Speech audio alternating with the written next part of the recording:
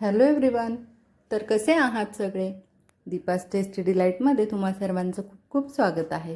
तर आपण बऱ्याचदा इडली, डोसा, आप्पे वगैरे असं बनवतो काही, आणि नेहमी आपण खोबऱ्यापासून चटणी बनवतो. तर आज मी खोबरं न वापरता चटणी बनवली आहे. तर रेसिपीला सुरुवात करूयात. रेसिपी पूर्ण बघा, तुमच्या लक्षात येईल. ही साधी सिंपल पण खूप टेस्टी अशी चटणी आहे. तर मी त्यासाठी लोखंडी तव्याचा वापर केला आहे, आणि त्यामध्ये 2 चमचे तेल घातले, 1 चमचा धने घातलेत, 1 चमचा जिरे घातले, 2 चमचे उडदाची डाळ घातली, 2 चमचे भाजलेलं डाळ असतं ते घातलं आहे, आणि त्यानंतर एक 3 ते 4 ह्या काश्मीरी लाल मिरच्या आहेत, ज्या जास्त तिखट नसतात, बस कलरसाठी असतात. तर हे सगळं आपल्याला तेलावर खरपूस खमंग वास येईपर्यंत भाजून घ्यायचं आहे. आणि ते चांगलं भाजलं गेलं की नंतर त्यामध्ये घालणार आहोत कांदा आणि टोमॅटो.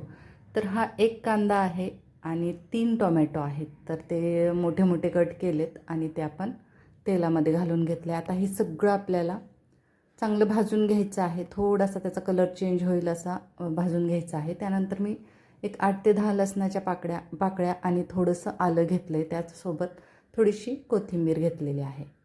तर कोथिंबीर अगदी थोडी वापरली आहे मी, कारण धने आपण भरपूर यूज केलेले आहेत. आणि आता हे सगळं आपल्याला चांगलं भाजून घ्यायचं आहे. लोखंडी तव्यामध्ये कसा खूप छान त्याचा वास पण येतो, टेस्ट पण लागते आणि ते चांगलं पण असतं. तर ते भाजत असतानाच मी त्यामध्ये अर्धा चमचा हळद घातलेली आहे आणि चवीनुसार मीठ घातलं आहे. तर आता हे आपलं बऱ्यापैकी भाजत आलेलं आहे. तर बघू शकता कांदाही सॉफ्ट झालेला आहे, टोमॅटोही भाजले गेलेत. आणि बघा आता तर अगदी छान भाजलं गेलं आहे. अगदी जवळून दाखवते मी. तर आता हे सगळं असं चांगलं भाजलं गेलं ना की गॅसची फ्लेम जी आहे ती आपल्याला बंद करायची आणि हे सगळं पसरवून ठेवायचे की आपल्याला थंड करून घ्यायचं आहे. तर त्यानंतर थोडंसं थंड झालं की नंतर मी ते मिक्सरच्या जारमध्ये काढून घेणार आहे. आपल्याला ते वाटून घ्यायचं आहे. तर दाखवते मी तुम्हाला मिक्सरच्या जारमध्ये काढत असताना. ते अजून थोडंसं गरम आहे, त्यातून वाफा येत आहेत. तर आपल्याला ते थोडंसं थंड करून घ्यायचं आहे. तर आता मी ते साईडला ठेवलं आहे थोडा वेळ, आणि जरा चांगलं थंड करून घेतलं आहे. त्यानंतर घालायचं आहे त्यामध्ये पाणी. तर मी बस अर्धा ग्लास पाणी घातलं आहे. तर ही चटणी तुम्हाला किती पातळसर हवी आहे त्या प्रमाणात तुम्ही पाण्याची क्वांटिटी टाकू शकता. तर बघू शकता मी अगदी घट्ट पण नाही आणि अगदी पातळी नाही अशी कन्सिस्टन्सी ठेवली, आणि ही चटणी अगदी बारीक मी अशी वाटून घेतलेली आहे. त्यानंतर त्याला करूयात तडका. तर एका पातेल्यामध्ये मी 2 चमचे तेल घातलं आहे. तेल चांगलं गरम झालं की अगदी थोडंसं हिंग घालायचं आहे.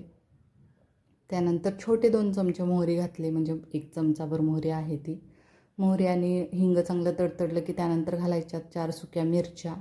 त्याही छान तडतडल्या की नंतर आपण त्यामध्ये घालणार आहोत हे वाटलेलं कांदा टोमॅटोची चटणी. तर अगदी छान असा तडका बसला आहे आणि त्यावर ठेवायचे झाकण, म्हणजे त्याचा एक फ्लेवर असतो तो त्या चटणीमध्ये छान उतरतो चांगला. तर असा नेहमी तडका दिला की असं झाकून ठेवायचं, म्हणजे छान टेस्ट येते. तर कलर तुम्ही बघू शकता. मी झाकण ठेवल्यानंतर गॅसची फ्लेम बंद केली होती आणि खूप छान कलरही आला आहे आणि टेस्टही खूप छान आहे. तर मी आज घावन बनवलेत, तर घावनसोबत ही चटणी सर्व केलेली आहे. तर थोडंसं लोणचं, हे घरीच बनवलेलं लोणचं आहे. त्यानंतर ही आपण बनवलेली कांदा टोमॅटोची चटणी, आणि त्यानंतर हे गरमागरम घावन. तर अगदी साधा सिंपल मेन्यू आहे. जेवणाच्या टाईममध्ये, नाश्त्याला तुम्ही कोणत्याही टाईमला यूज करू म्हणजे खाऊ शकता असा हा मेन्यू आहे. अगदी टेस्टही खूप जबरदस्त आहे. तर नक्की या पद्धतीनं चटणी तुम्ही ट्राय करा. इडली डोसा कशासोबतही खाऊ शकता. आणि मी बनवलेली आज ही कांदा टोमॅटोची चटणी कशी वाटली नक्की सांगा. लाईक शेअर सबस्क्राईब करा. थँक्यू.